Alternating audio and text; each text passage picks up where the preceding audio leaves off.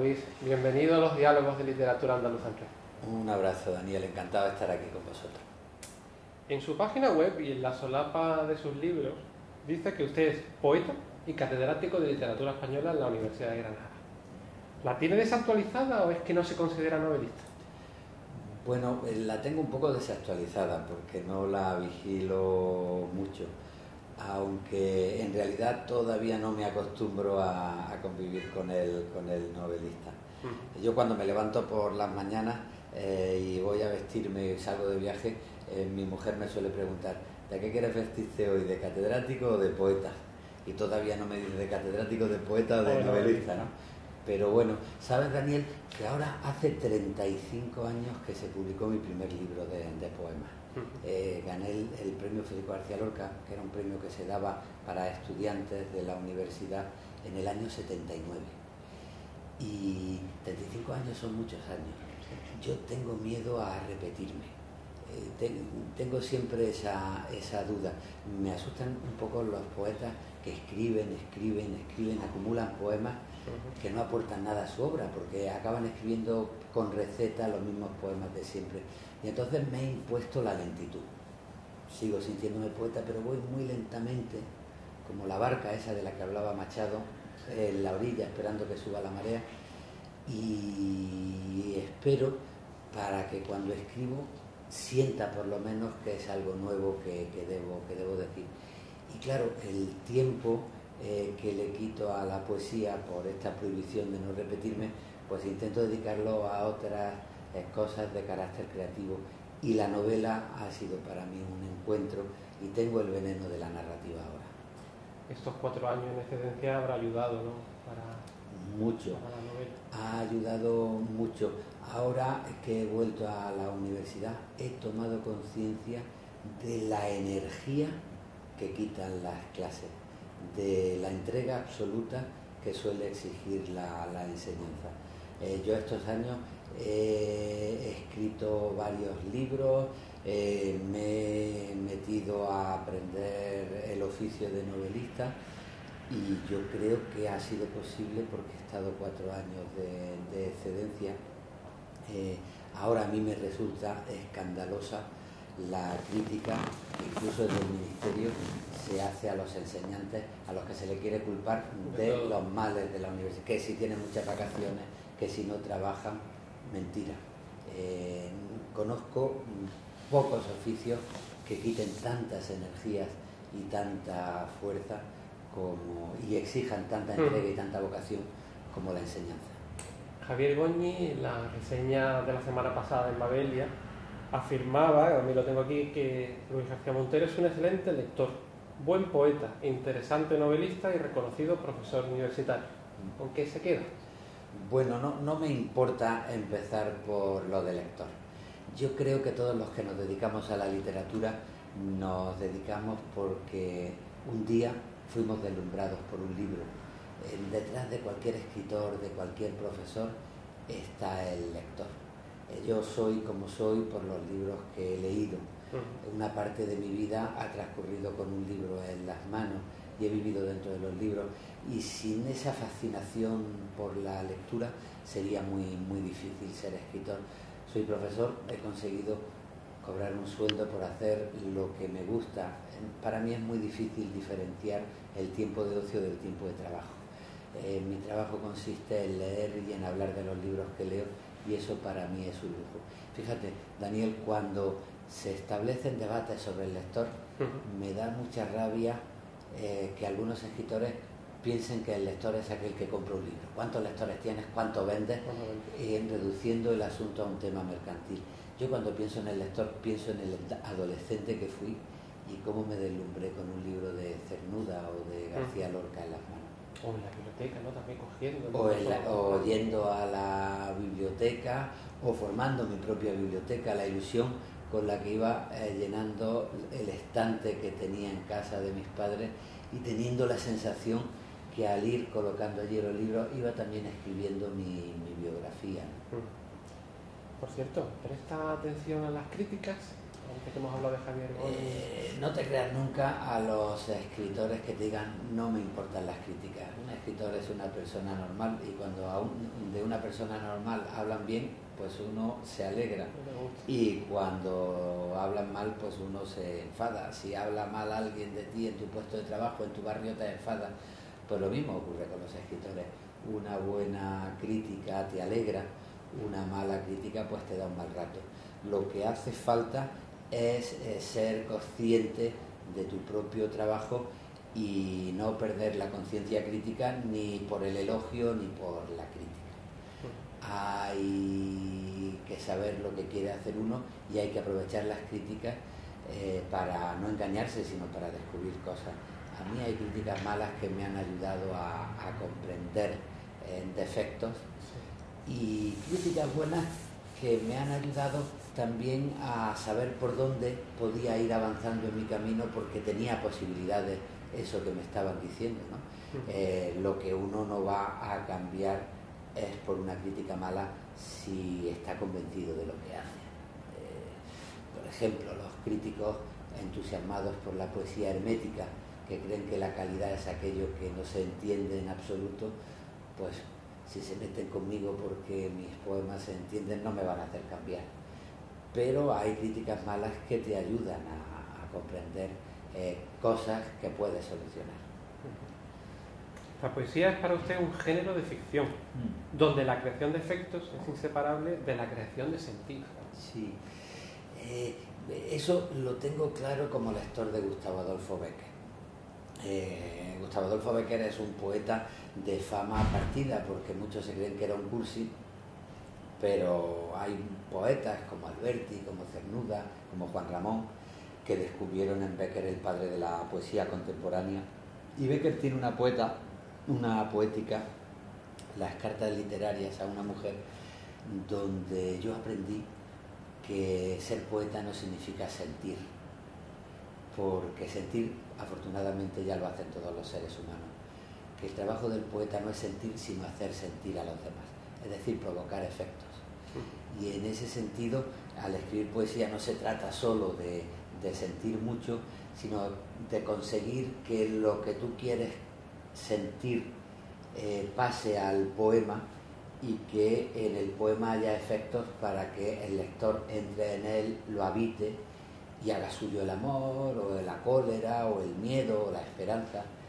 Y en ese sentido la poesía, como cualquier género literario, tiene más que ver con producir efectos que con establecer un diálogo con el lector, que con ser un desahogo de todo lo que tú sientes. Por eso la poesía es también un género de ficción. La ficción es aquello que hace que el poeta cambie el yo biográfico por un personaje literario compartido con un lector, que pueda ser habitado por un lector. A nadie le importa que yo quiera mucho a mi novia, que bueno, como declaración biográfica está bien, pero lo que importa es que en el poema el amor que hay no sea el mío, sino el del lector o el de la lectora, porque eso es lo que le da trascendencia su vivencia. Claro, eso es lo que le da trascendencia a la obra de arte, ¿no? La poesía, como cualquier género literario, pues es una forma de hospitalidad. El poema tiene que ser habitado por los lectores, porque si no, como documento notarial de que quiero mucho a mi novia, pues tiene poca importancia. La poesía también debe de tener un gran valor social. Toda la creación inevitablemente tiene una dimensión social. Yo eso lo he aprendido como profesor de literatura.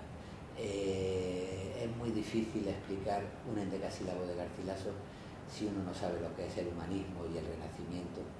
Y una rima en pretérito imperfecto tiene una lógica muy clara dentro de la conciencia humana que se abre en el siglo XVI. La poesía es inseparable de la historia y por eso elegir palabras, escribir, pues es una forma de tomar decisiones sobre la historia en la que vive, como parte de la educación sentimental, porque los sentimientos no caen de las nubes, sino que dependen del lugar donde hemos nacido, del momento histórico en el que hemos nacido.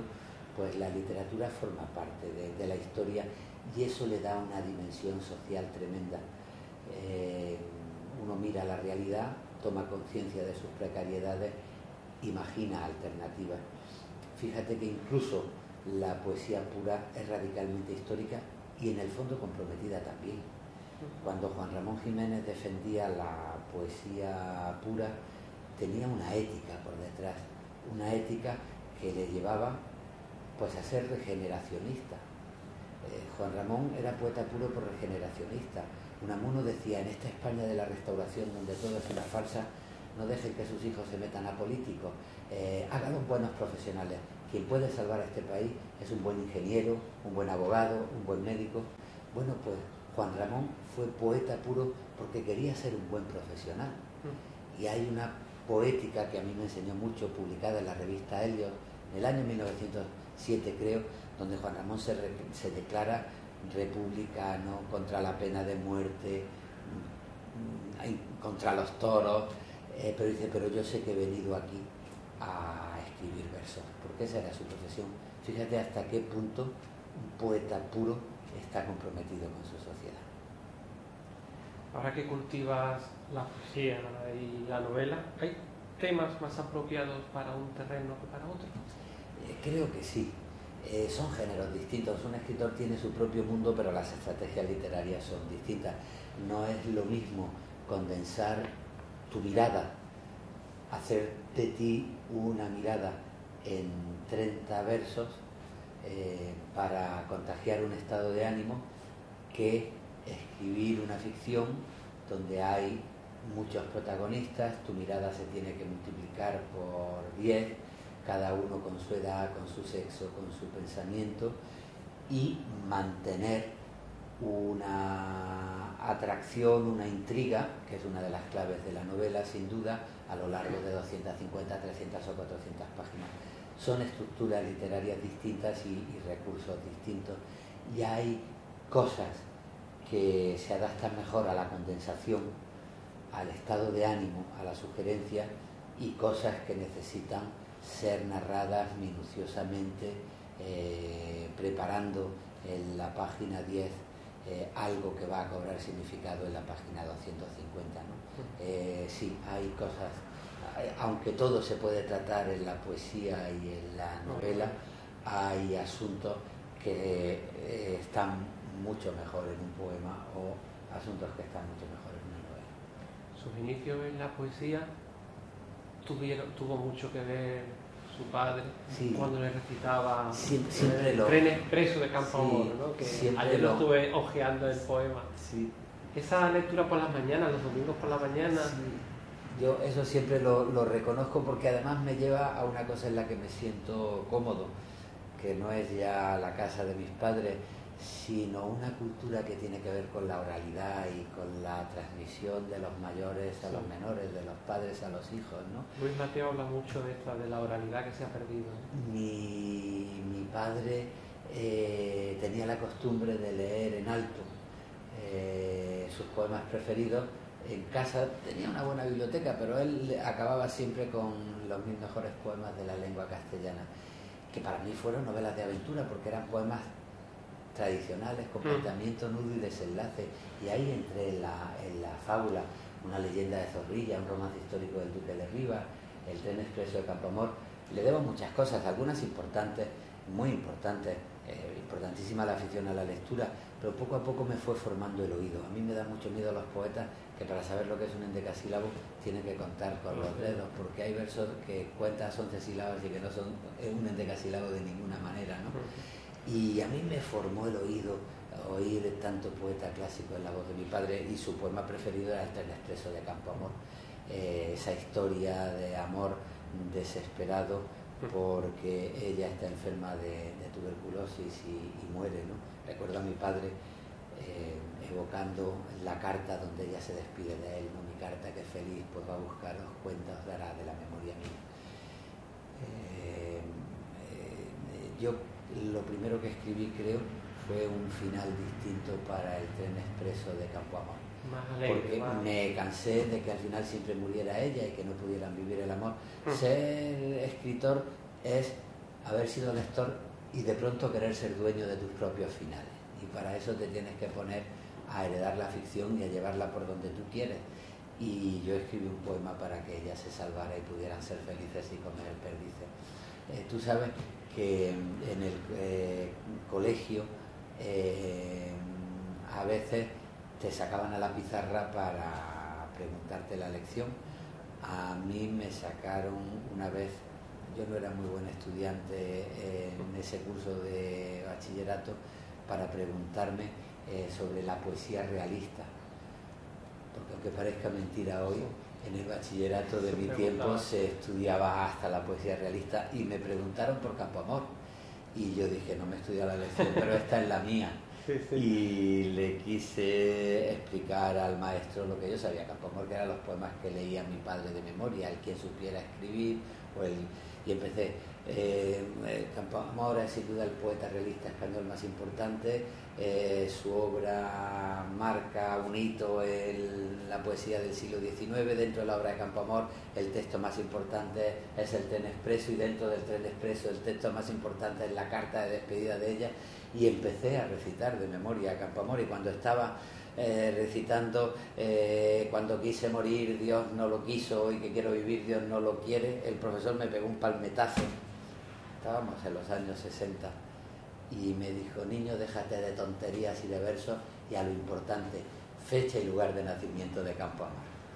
Yo aprendí entonces lo que no iba a ser para mí la literatura. Y si doy clase, ¿Y la enseñanza? Y si doy clase es porque aprendí lo que no iba a ser para mí la enseñanza. Un profesor de literatura tiene que enseñar a leer, a hacerte dueño de tus propios ojos, a mirar con los oídos. Lo de menos es la fecha y el lugar de nacimiento.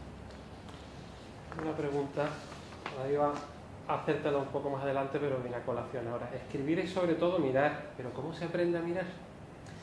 Bueno, es la intención de hacerte dueño de tus propias opiniones.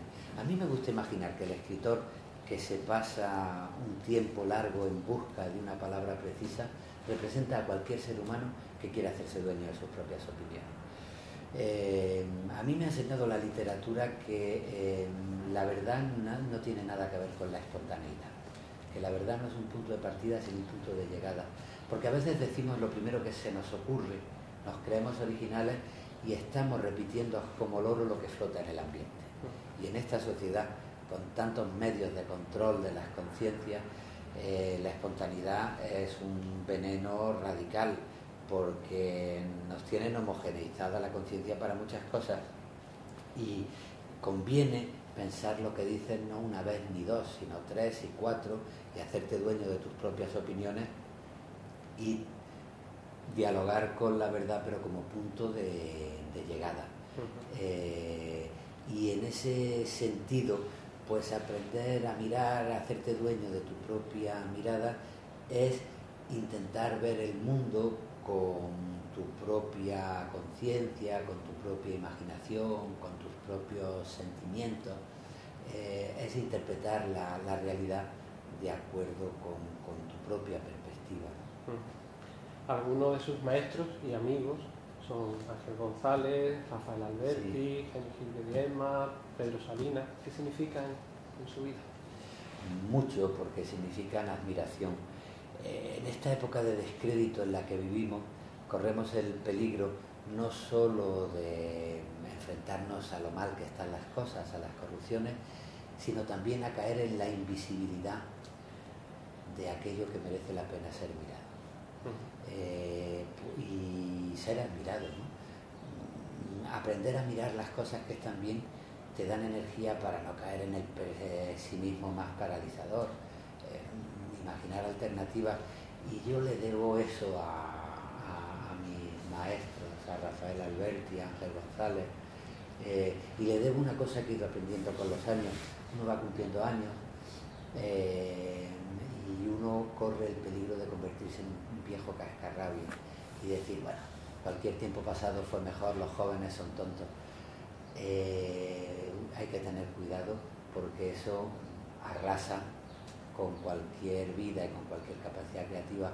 Ahora me doy cuenta que Rafael Alberti me enseñó a respetar a los jóvenes.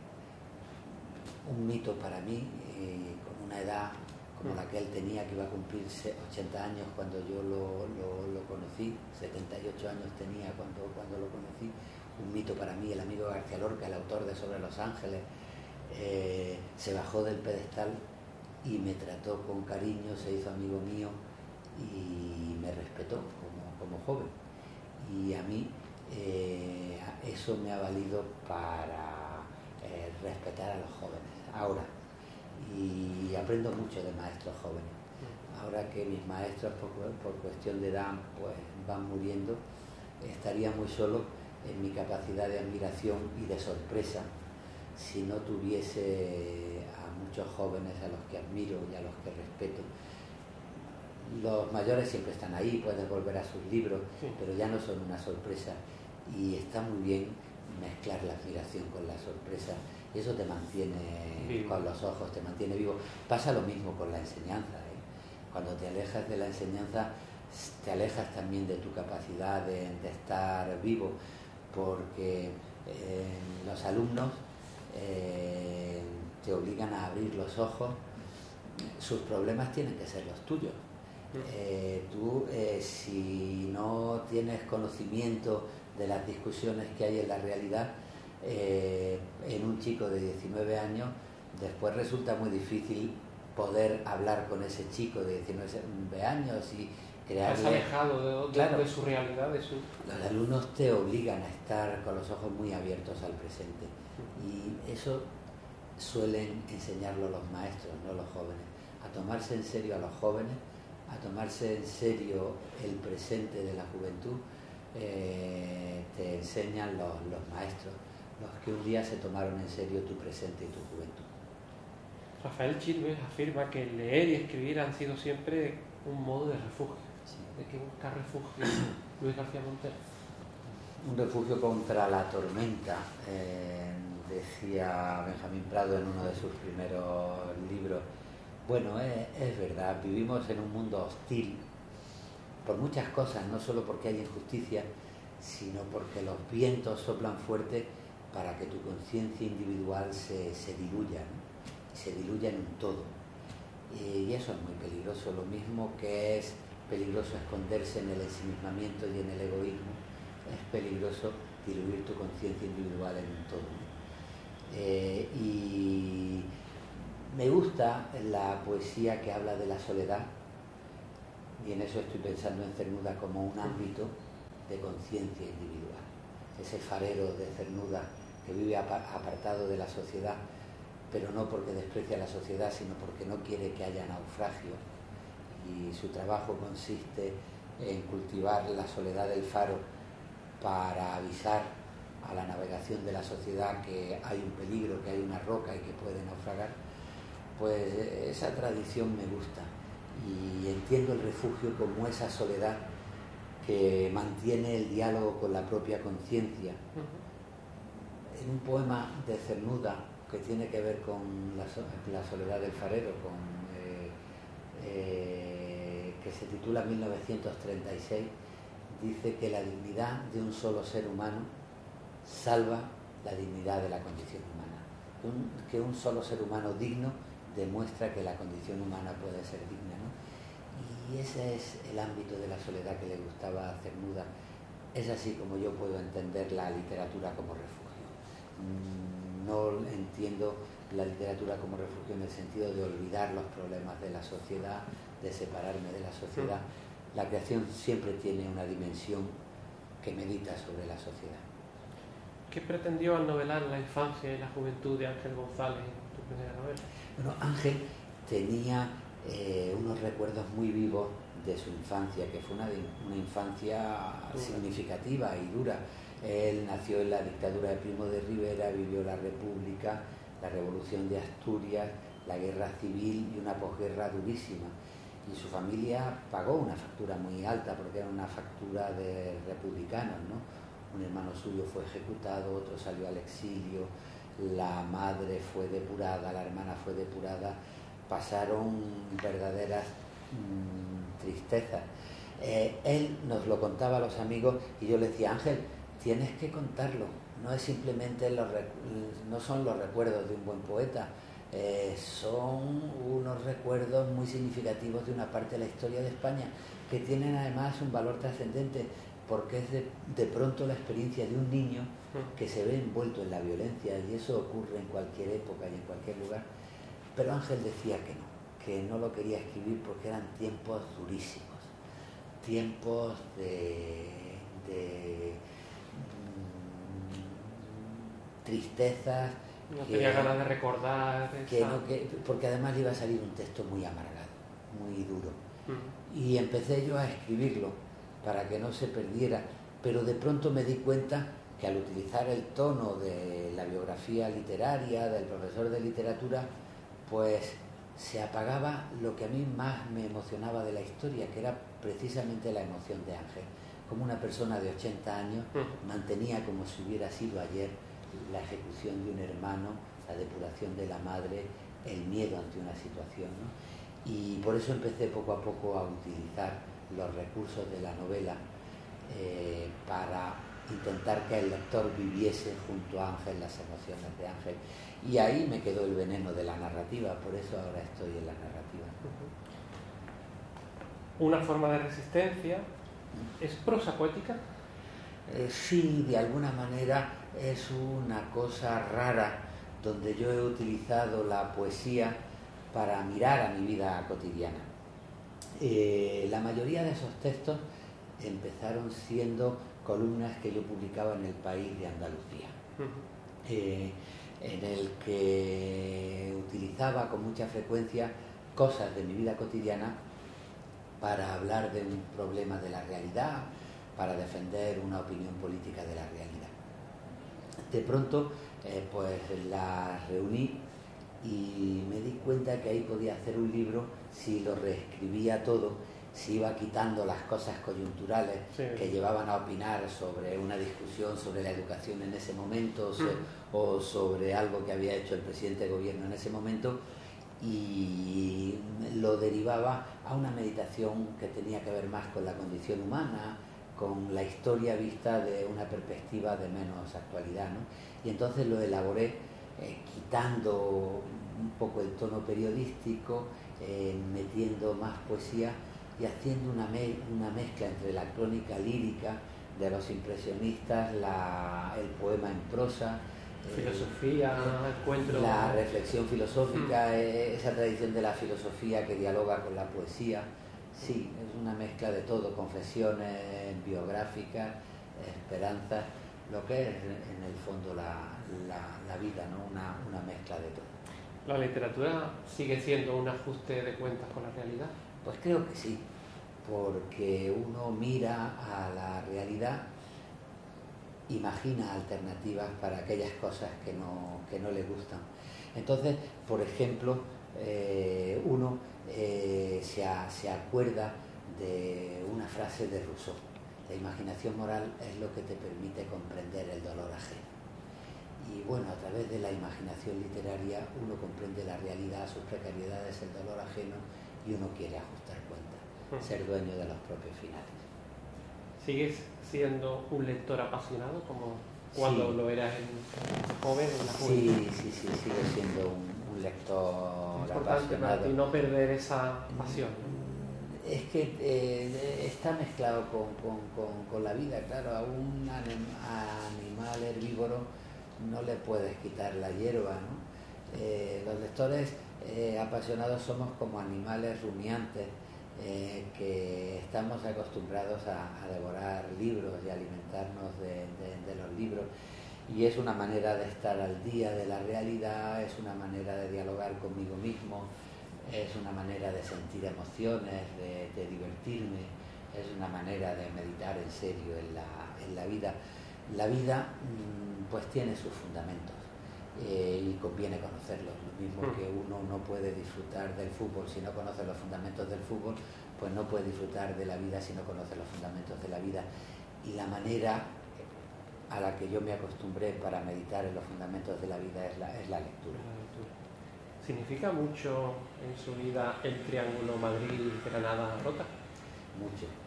Sí, Granada es la ciudad de mi memoria, En Granada me eduqué y están vivas todavía muchas cosas que me atan a mi formación, a mis recuerdos, a esa parte original que tiene uno y que identifica con la infancia.